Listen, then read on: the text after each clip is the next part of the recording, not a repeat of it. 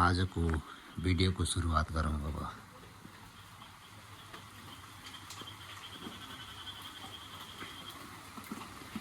यसको बारेमा मैले कसैलाई केही भनिरहनु पर्ने छैन।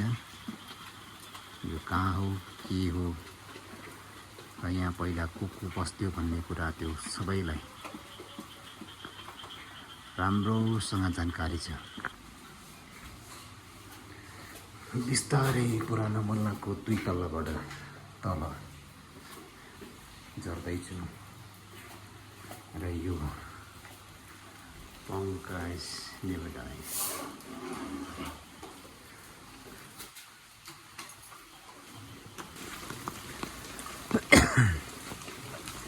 फेरि सुरु गरौँ। एउटा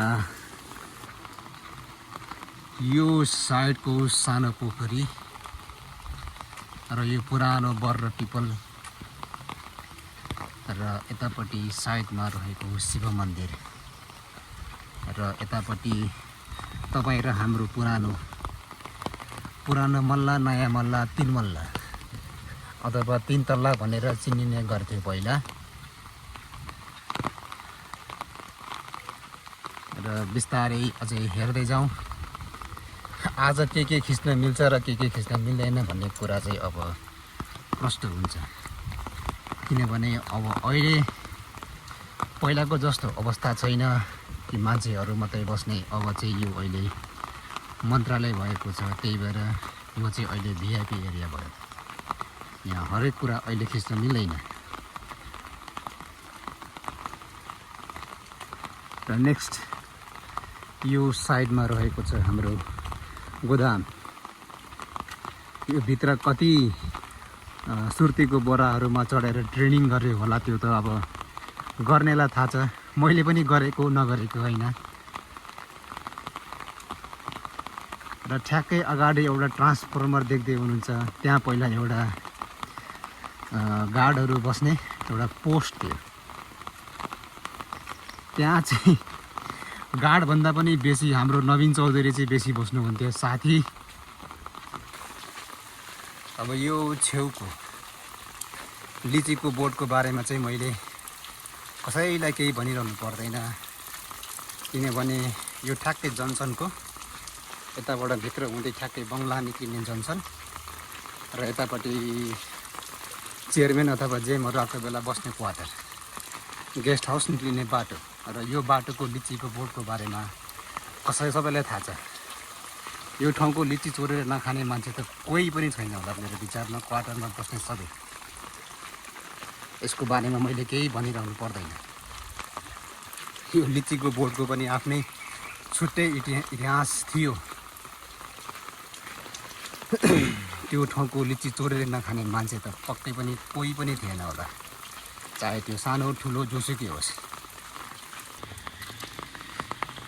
यो बोर्डिङको बारेमा चाहिँ के भनौँ, तपाईँहरू आफै लेख्नुहुन्छ कि कमेन्टमा के छ कि यहाँ के हुन्थ्यो र उताबाट गेम खेलेर आएपछि सिधै यहाँ नुहाउने उफ्रिने, अब यहीँ गेमको डिस्कसन गर्ने, झगडा पनि गर्ने, सबै त्यहीँ गर्ने।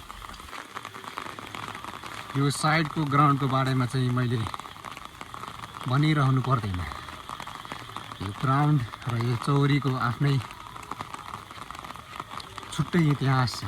यहाँ कतिवटा गेम भयो, कतिवटा हामी खेल्ने बेला यहाँ मार्काट टाइपको गेम भयो।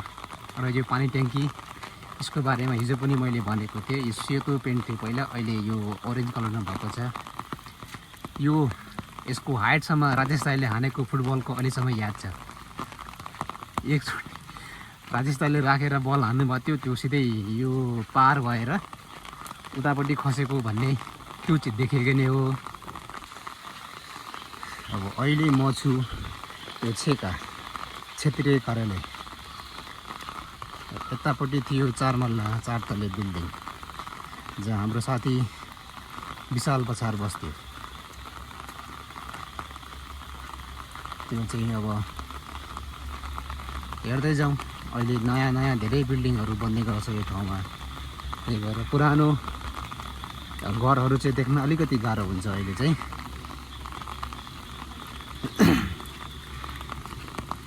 अब मन्त्रालयले आफ्नो सुविधा अनुसार नयाँ नयाँ बिल्डिङहरू थप्दै गएको छ।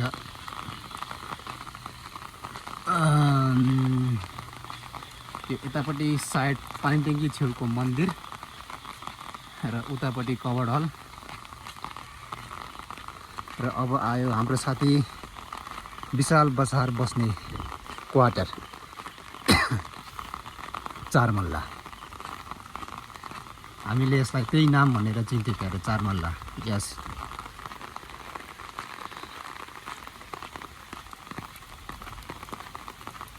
अब फेरि यो राइट साइडको ठुलो पोखरी, यसको बारेमा चाहिँ मैले केही भनिरहनु पर्दैन। यो पोखरीको भिडियो जसले देख्छ अथवा फोटो पनि जसले देख्छ उसलाई सबै कुरा आफै याद आउँछ। के गर्थ्यो, के हुन्थ्यो, यसको बारेमा मैले धेरै एक्सप्लेनहरू गरिरहनु पर्ने छैन। र अलिकति क्लोजअप देखाइदिउँ सबैलाई। अहिलेको अवस्था चाहिँ यस्तो छ।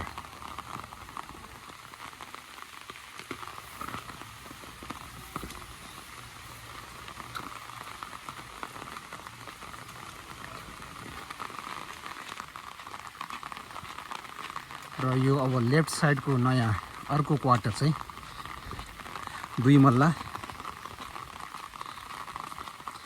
जहाँ चाहिँ हाम्रो साथी सुधीर शर्मा, यहाँबाट मैले चिनेको मान्छे भनेको एकजना मात्रै थियो। अरू पनि थियो होला, तर त्यसको बारेमा चाहिँ मलाई उहाँको बारेमा म चाहिँ अलिकति खासै याद छैन। तर सुधीर शर्मालाई चाहिँ म मजासँग चिन्छु। हाम्रो साथी मित्र सुधीर शर्माको क्वार्टर। यो फेरि तपाईँहरूले त्यही देख्नुभयो ठुलो पोखरी। यो पोखरीको यदि कोहीसँग पुरानो तस्बिरहरू अथवा फोटोहरू छ भने यसो कमेन्टमा पोस्ट गरिदिनुहोस्, सेयर गर्नुहोस्। म पनि हेरौँ कतिलाई यो ठाउँको कतिले सम्झना गर्दै आफ्नो आफूसँग तस्बिरहरू राखेका रहेछन्।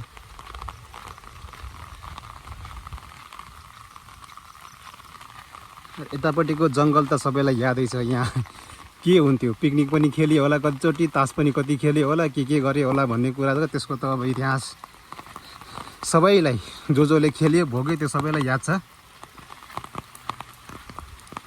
तर एकचोटि यो साइडबाट तपाईँहरूलाई क्लियर भ्यू सबैले हेरोस्।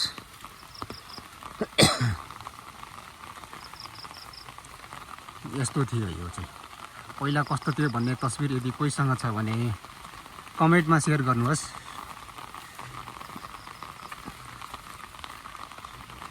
र अर्को यो अब कहाँ भने इतिहास रच्ने मान्छेहरू बस्ने ठाउँ।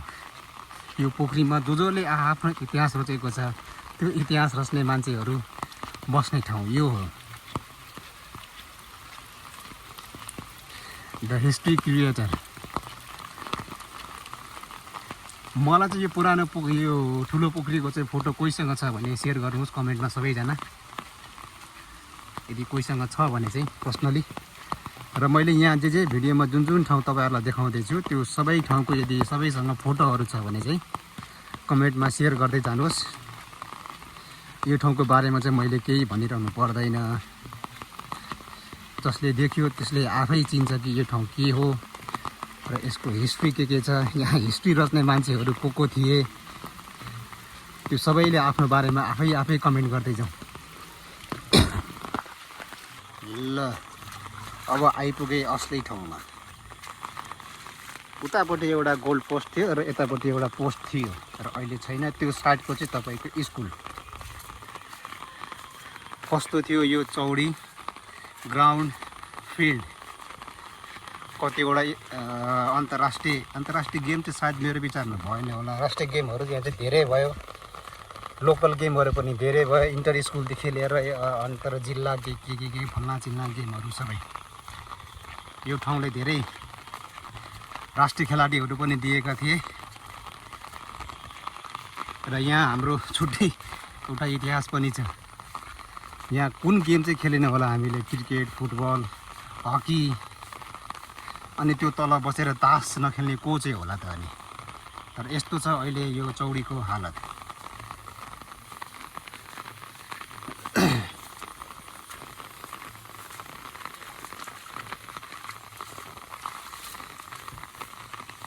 दिनकै 2-3टा गेम भ्याउने ठाउँ यो चाहिँ। र यहाँ थियो लिचीको बोट एउटा, लिची अम्बा। त्यो चोर्न गयो भने कतिजना हाम्रो प्यारो शङ्कर अङ्कलले पलेटमा बन्द गरिदियो भन्ने कुराहरू हामीले पनि धेरै सुनेका थियौँ। लिची आँप चोर्न त फेरि कोही भन्दा कम थिएन। फेरि के भन्ने, पक्रियो भने चाहिँ फेरि त्यही हो, सिधै रिपोर्ट फेरि एकचोटि माथि अफिसमा।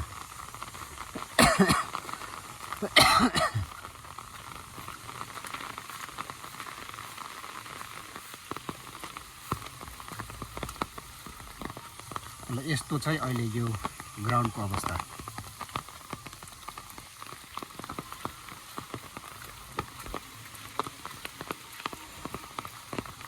अब यसको बारेमा चाहिँ मैले धेरै नभनौँ, हेर्दै जाउँ।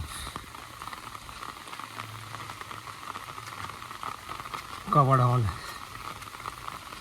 भित्र के थियो, एउटा ब्याडमिन्टन कोर्ट, त्यसपछि टेबल टेनिस, 2टा टेबल टेनिस खेल्ने बोर्ड, अनि त्यसपछि अरू बाँकी त छँदैछ।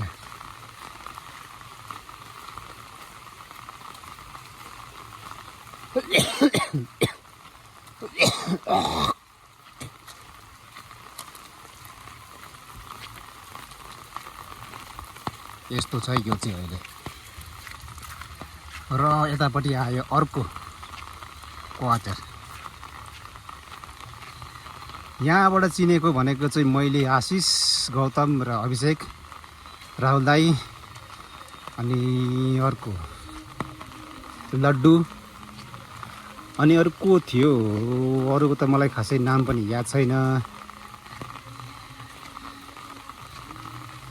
ल यसको पनि सबैसँग फोटोहरू छ पक्कै होला, छ भने यसो कमेन्टमा सेयर गर्नुहोस् सबैले।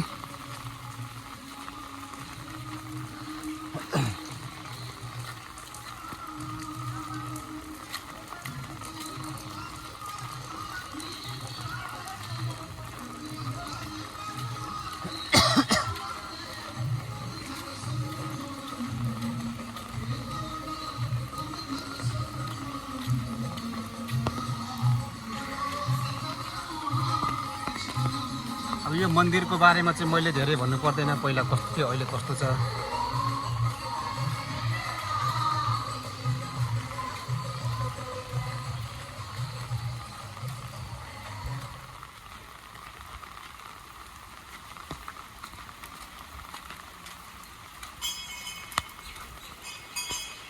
यो पनि त पक्कै पनि सबैलाई याद होला।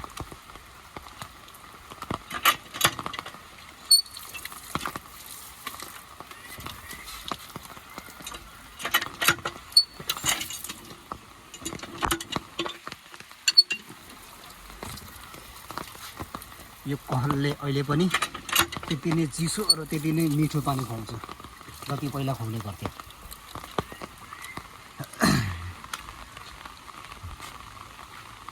अब यसको बारेमा पनि मैले केही भन्नु चाहिँ पर्दैन होला।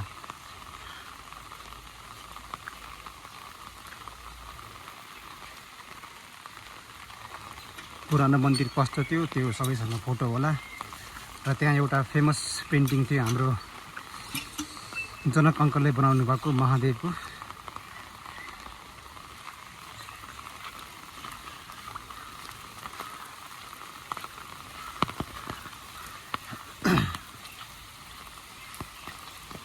ल अब ठ्याक्कै मेन ठाउँमा आइपुग्यो। अब यहाँ को बस्थ्यो भन्ने कुरा त्यो त सबै मलाई अब याद पनि छैन। जसलाई याद छ सबैले आफ्नो आफ्नो यसो केही छ भने फोटोहरू सेयर गर्नुहोस्।